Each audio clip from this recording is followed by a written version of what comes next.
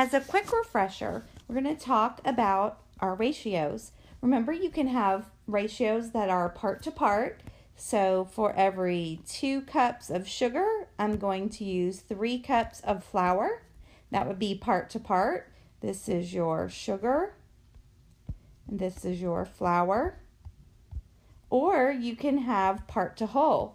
So for every 5 shots that I take, I only make 4 of those baskets. So this is my shots made, and this is my total shots. So this is part and part to whole. So those were our 2 types. Now we're going to look at, I'm going to start with this first one that I just used. So I have 2 cups of sugar to 3 cups of flour. What if I need to make my recipe bigger? I need to have it 3 times bigger.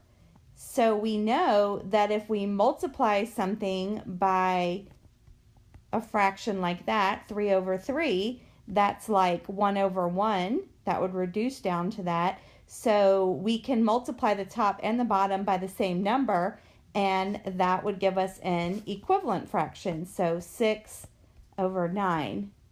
So if I take 2/3 and then I put it over here with the 6/9 that I just got, those are now called equivalent ratios. So they work the same as fractions. They're equivalent because they would both reduce down to the same thing if I put it in simplest terms.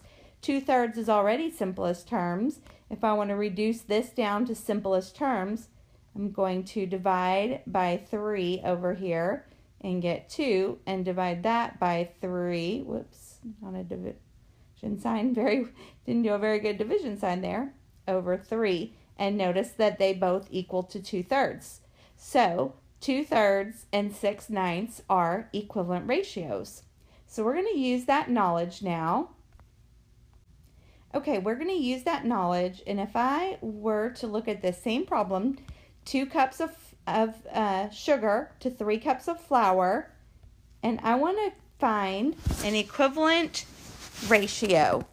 And this time I know that I'm going to need 12 cups of flour, but I'm not sure how much sugar I'm going to have. So I'm going to just put an X right there. So the way that we're going to solve this is what's called cross multiplying. So I'm going to go across diagonally both ways and multiply to get my equation going. So let me change colors so you can see what I'm doing here.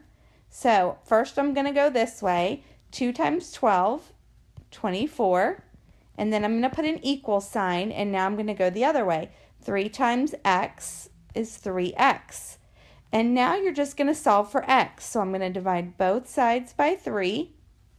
And I'm going to get x over here by itself now. And 24 divided by 3 is going to be 8. So my new equivalent ratio becomes 8 over 12. That means I'm going to need 8 cups of sugar to my 12 cups of flour in this new recipe.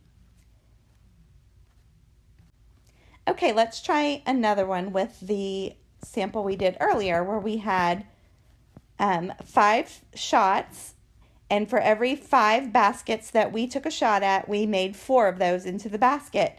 So what I want to know now is if I were to make 20 baskets, how many shots did I take?